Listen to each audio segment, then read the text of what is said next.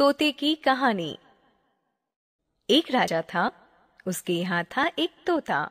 वह तोता बहुत मूर्ख था, खूब उछलता था, फुदकता था, उड़ता था, लेकिन वह यह नहीं जानता था कि तहजीब किसे कहते हैं। राजा ने मंत्री को बुलाकर हुक्म दिया, इस तोते को पढ़ाओ जिससे इसे तहजीब आए। तोते को शिक्षा देने का काम राजा के भांजे को मिला। पंडितों की बैठक हुई। उन्होंने सोचा, तोते के अनपढ़ रहने का कारण क्या है। बहुत विचार हुआ। नतीजा निकला कि तोता अपना घोंसला साधारण घास फूस से बनाता है। ऐसे आवास में विद्या नहीं आती, इसलिए सबसे पहले तो यह जरूरी है कि इसके लिए कोई बढ़िया सा पिंजरा बनाया जाए। सुनार सोने का पिंजरा बनाने में जुट गया। पिंजरा ऐसा सुंदर बना कि उसे देखने के लिए देश विदेश से लोग टूट पड़े। देखने वाले कहने लगे, इस तोते का भी क्या नसीब है।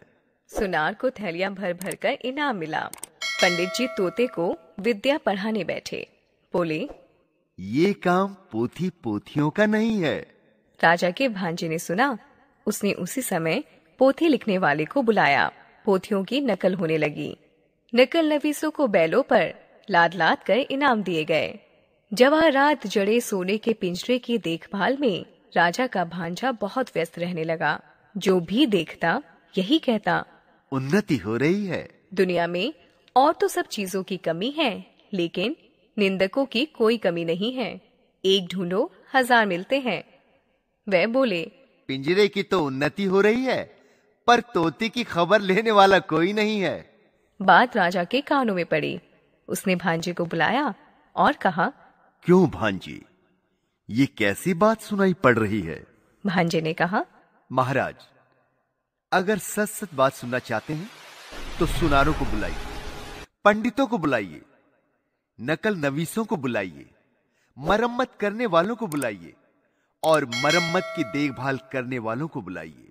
जवाब सुनकर राजा ने भांजे को गले में तत्काल सोने का हार पहना दिया। राजा का मन हुआ कि एक बार चलकर अपनी आंखों से यह देख ले कि शिक्षा कैसी और कितनी तेजी से चल रही है। सो एक दिन राजा शिक्षाशाला में जा धमका। उसके पहुंचते ही पंडित गले फाड़ फाड़ कर मंत्र पाठ करने लगे।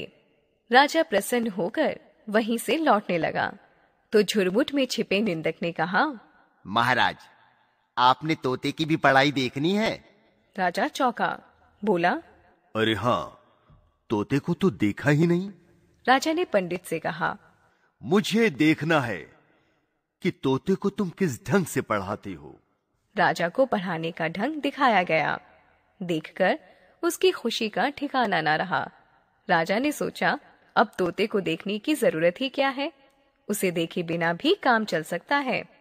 पिंजरे में दाना पानी तो नहीं था, थी सिर्फ शिक्षा, यानी ढेर के ढेर पन्ने फाड़ फाड़ कर कलम की नोक से तोते के मुंह में घुसेड़े जाते थे।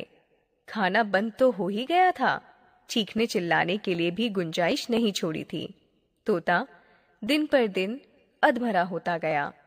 फिर पक्षी स्वभाव के कारण सुबह होते ही भद्दे ढंग से अपने डेने फड़फड़ाने लगता था। कोतवाल गरजा, ये कैसी बेअदबी है। अब तोते के डेने भी काट दिए गए। तोता मर गया। कब मरा, इसका निश्चय कोई भी नहीं कर सकता। निंदक ने अफवाह फैलाई, तोता मर गया। भांजा बोला, अजी राम कहिए, अब भी उड़ता है? नहीं। अब भी गाता है? नहीं। तो दाना न मिलने पर अब भी चिल्लाता है? बिल्कुल नहीं। राजा ने कहा, एक बार तोते को लाओ तो सही, देखो जरा। तोता लाया गया।